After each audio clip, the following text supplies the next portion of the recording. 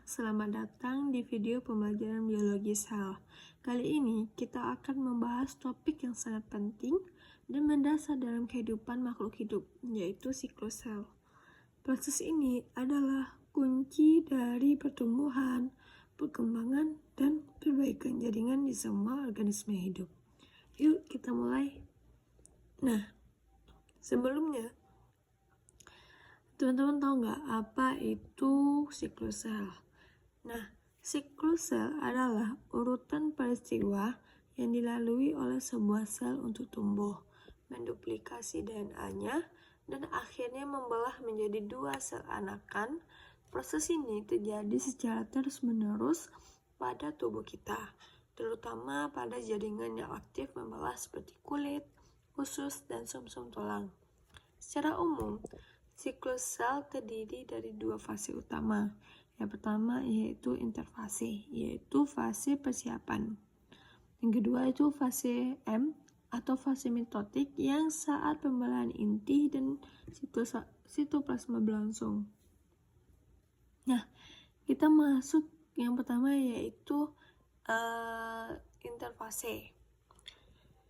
Interfase mencakup sekitar 90% dari seluruh waktu siklus sel. Disinilah sel menjalankan aktivitas normalnya dan mempersiapkan diri untuk membelah.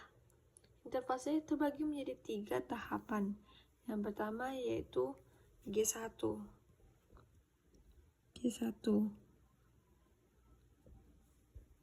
Nah, di G1 atau itu pertumbuhan awal, sel mengalami pertumbuhan aktif.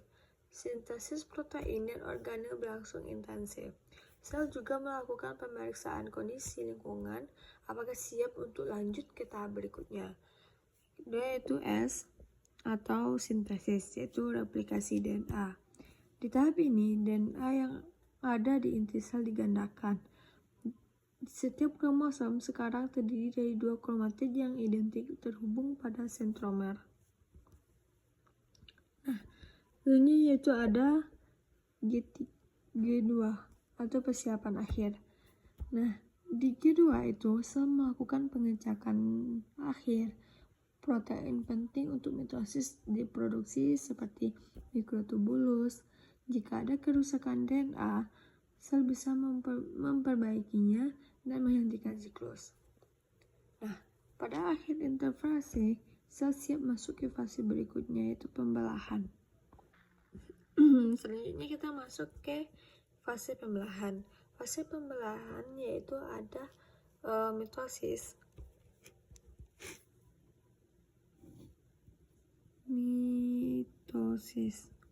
Nah, yaitu pembelahan inti sel. Yang kedua yaitu ada sitokinesis.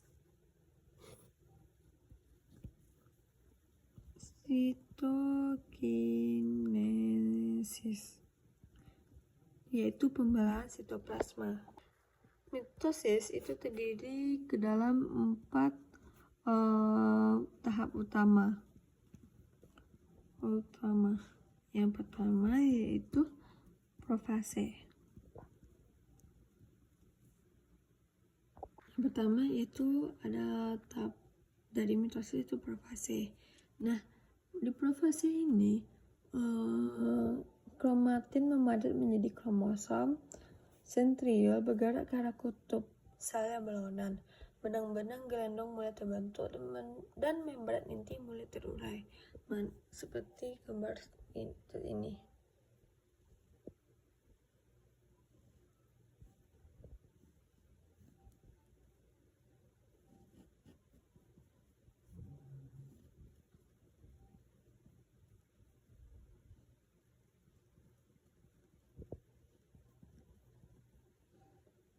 Nah, selanjutnya itu metafase.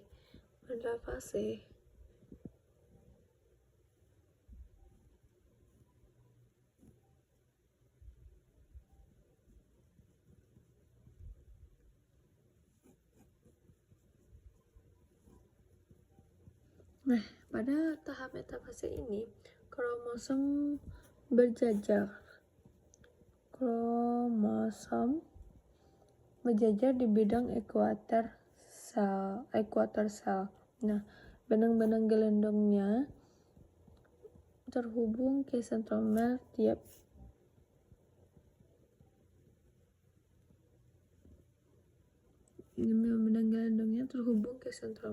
kromosom. Selanjutnya yaitu anafase. Nah, tahapan selanjutnya yaitu anafase.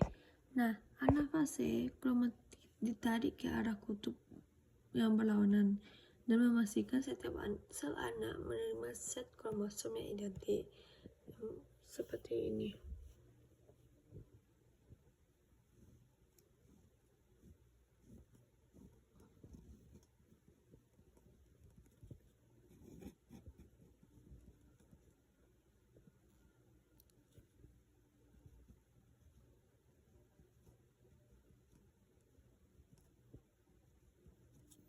Nah, itu kromatit ditarik ke arah kutub yang berlawanan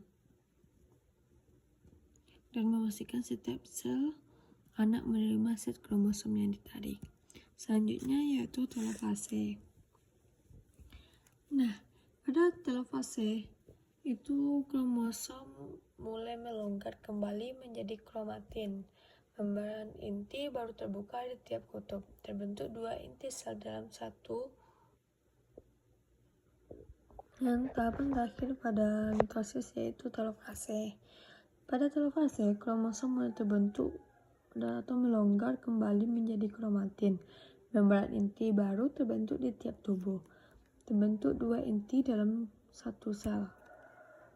Itu. Seperti ini.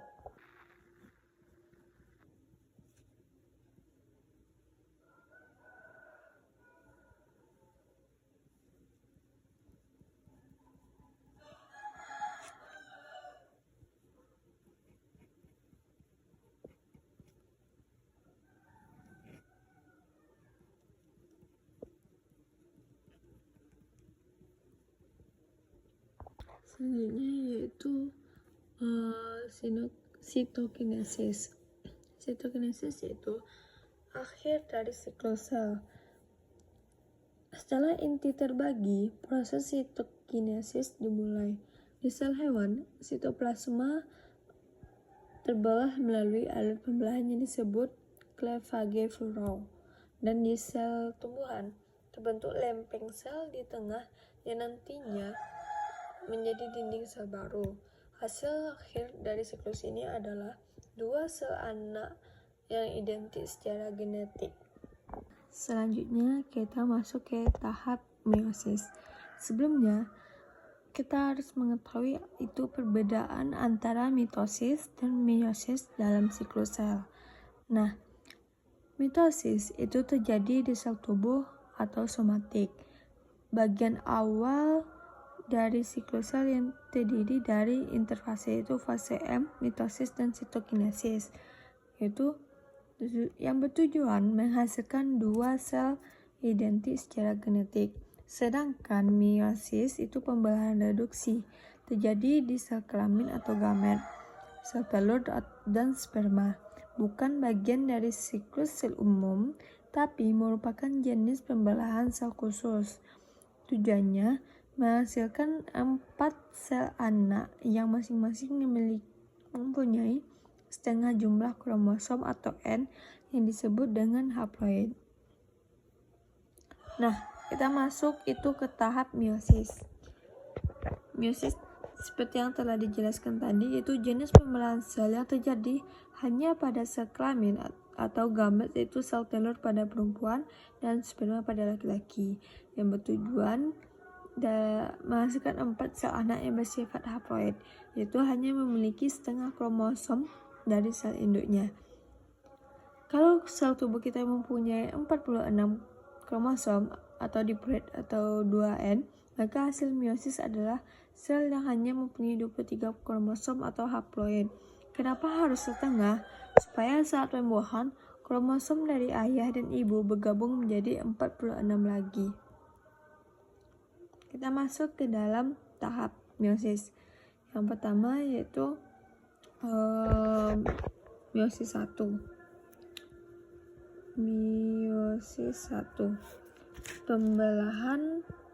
Pemisahan kromosom homolog. Di meiosis 1, sel mulai dari kondisi diploid atau 2N dan di akhir menjadi 2 sel haploid, dan ini tahapnya. Pertama yaitu ada profase 1. Kromosom homolog berpasangan dalam proses yang disebut sinapsis. Terjadi crossing over, yaitu pertukaran segmen antara gen kromosom homolog, dan inilah yang menciptakan variasi genetik. Yang kedua yaitu metafase 1. Nah, pada metafase 1 ini pasangan kromosom homolog berjajar di tengah-tengah sel atau bidang ekuator. Susunannya acak, disebut independent assortment, penyumbang variasi genetik juga. Misalnya itu anafase 1. Pada anafase 1, kromosom homolog ditarik ke kutub berlawanan, tapi kromatid masih bersama. Ini adalah anafase 1. Selanjutnya itu telofase 1. Pada telofase 1 ini, 2 sel anak terbentuk, masing-masing mengandung sifat haploid, tapi setiap kromosom masih punya 2 kromatid. Nah, itu tahapan meiosis pertama. Kita masuk ke tahapan meiosis kedua, yaitu pemisahan kromatid. Langsung lanjut ke pembelahan kedua, itu meiosis 2. Tahapannya mirip dengan mitosis, tapi dimulai dari sel haploid. Yang pertama yaitu ada profase 2, di mana kromosom memadat kembali, gelendung terbentuk. Nah, sehingga itu metafase 2. Itu kromosom berjajar di tengah-tengah seperti biasa. Biasanya yaitu anafase 2, di mana kromatid akhirnya dipisahkan ditarik ke kutub utara. Ini yaitu telofase.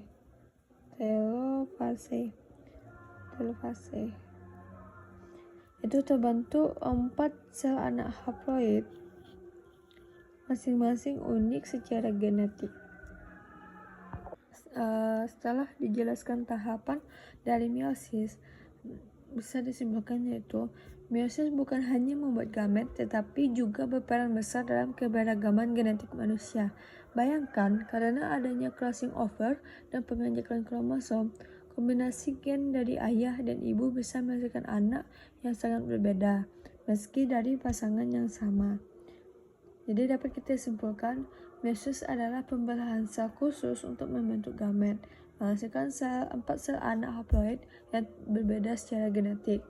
Terjadi dalam 2 tahap, yaitu meiosis 1 dan meiosis 2.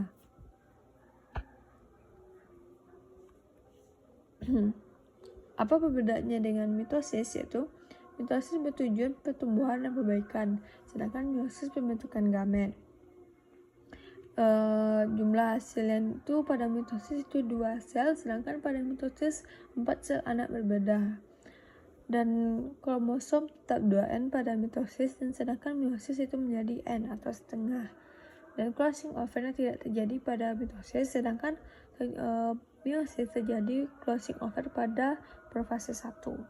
Mungkin hanya itu yang dapat saya jelaskan tentang siklus sel. Semoga dapat dipahami. Saya akhiri dengan wabillahi taufiq wal hidayah. Wassalamualaikum warahmatullahi wabarakatuh.